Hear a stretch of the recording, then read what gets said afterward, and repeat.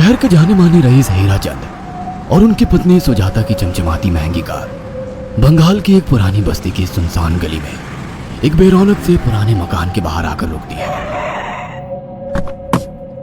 सुजाता, ये तुम मुझे किस जगह लेकर आई हो? ये तो कोई गरीबों की बस्ती लगती है, यहाँ ऐसा क्या है? हीराचंद के कुछ भी समझ में नहीं आ रहा था कि सुजाता उसे ऐसी अजीब सी जगह क्यों लाई है, जिस मकान में दिन में भी अंधेरा दिख रहा था और धुआं उठ रहा था। आप मेरे साथ अंदर चलिए, सब समझ जाएंगे। यहाँ हमारी हर समस्या का समाधान मिलेगा। सुजाता और हीराचंद आशंकित कदमों से उस मकान में दाखिल होते हैं।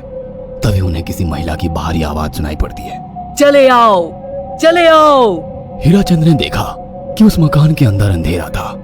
अचानक हीराचंद की निगाह एक कमरे की ओर पड़ी, जिसके अंदर हल्की हल्की सी रोशनी आ रही थी और उस कमरे के अंदर से धुआं उठ रहा था।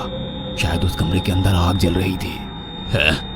ये किसकी आवाज है? यहाँ इतना अंधेरा क्यों है और ये धुआं कैसे उठ रहा है? मेरा तो यहाँ दम घुट रहा है। सुजाता और हीराचंद धीरे धीरे कदमों से उस कमरे के अंदर चले गए।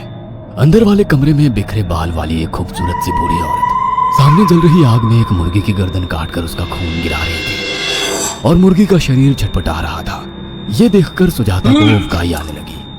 हीराचंद ने सुजाता की ओर देखकर कहा, तुम ही मुझे यहाँ लेकर आई हो और खुद ही घबरा रही हो। कौन है ये भयानक सी शक्ल वाली औरत और हम यहाँ क्यों आए हैं?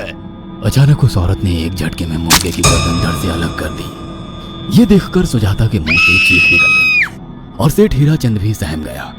वो बहुत डरावना नजारा था। ये अघोरा ताई हैं। ये हमें अपनी काली तंत्र विद्या से संतान सुख प्रदान कर सकती हैं। इसलिए मैं आपको यहाँ लेकर आई हूँ।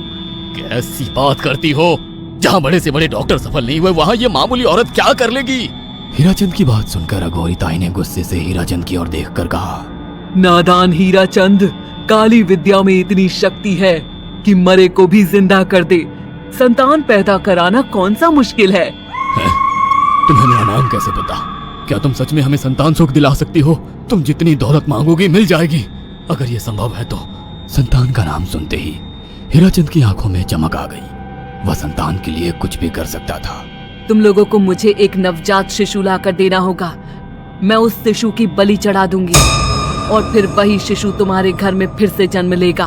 नवजात शिशु की बलि का नाम सुनते ही सुजाता और हरिचंद डर के मारे सिहर गए, पर उनकी आंखों में उनकी संतान का सपना ज्यादा बड़ा था। वो सब करने को तैयार थे। अघोरा ताई, आप जैसा कहेंगे हम वैसा करेंगे।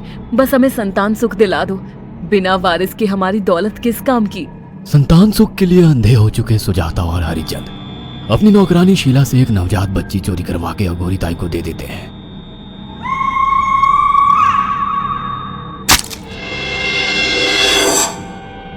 उस शिशु की बलि से सुजाता गर्भवती हो जाती है। देखा आपने अघोरा की तंत्र शक्ति? मुझे उस पर पूरा भरोसा था। चलो चलकर उन्हें धन्यवाद कहते हैं। हीराचंद और सुजाता अघोरा ताई के पास पहुंचते हैं। वो दोनों बहुत खुश थे और अघोरा पर उन्हें अंधविश्वास हो गया था। अघोरा ताई, आप महान तंत्रिका है। आपने वो चमत्कार कर दिखाया जो बड़े बड़े डॉक्टर नहीं कर सके। ये काली विद्या है बेटा।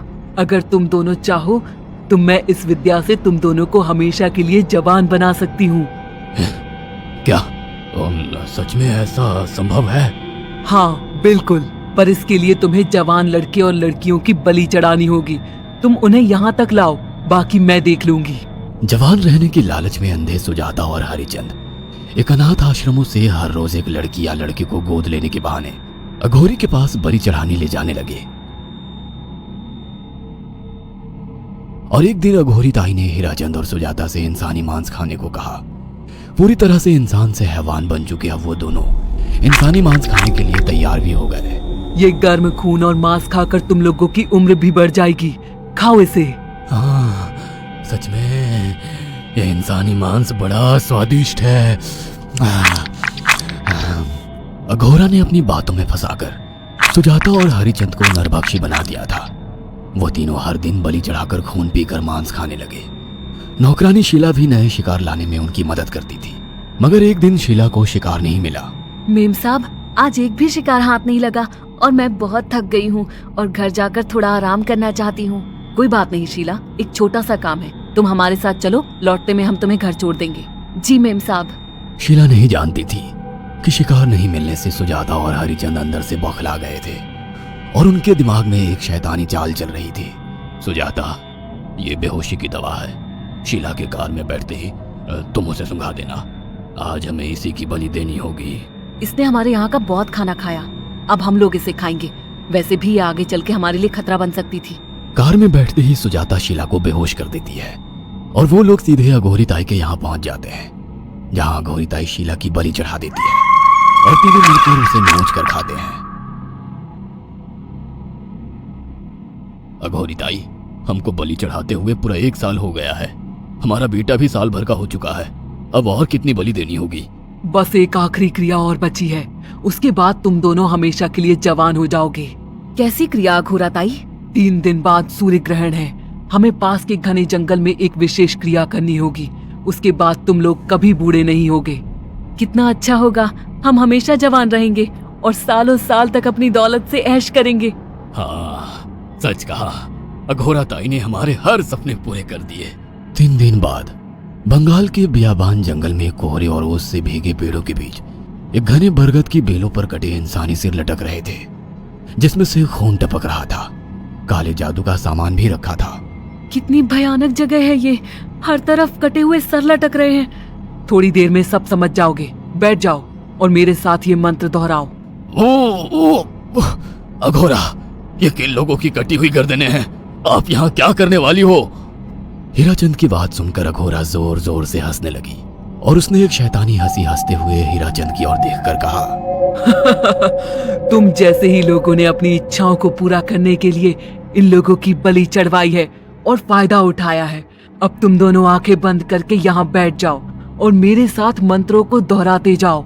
अघोरा ने सुजाता और हरिचंद को वशीकरण मंत्र और काले जादू के इस्तेमाल से सम्मोहित कर दिया और देखते ही देखते वो एक भयानक डायन में बदल गई और चीखती हुई बोली, अब मैं तुम दोनों की बलि चढ़ाकर अमर हो जाऊंगी, क्योंकि तुम लोगों ने 100 लोगों की बलि का खून पिया है।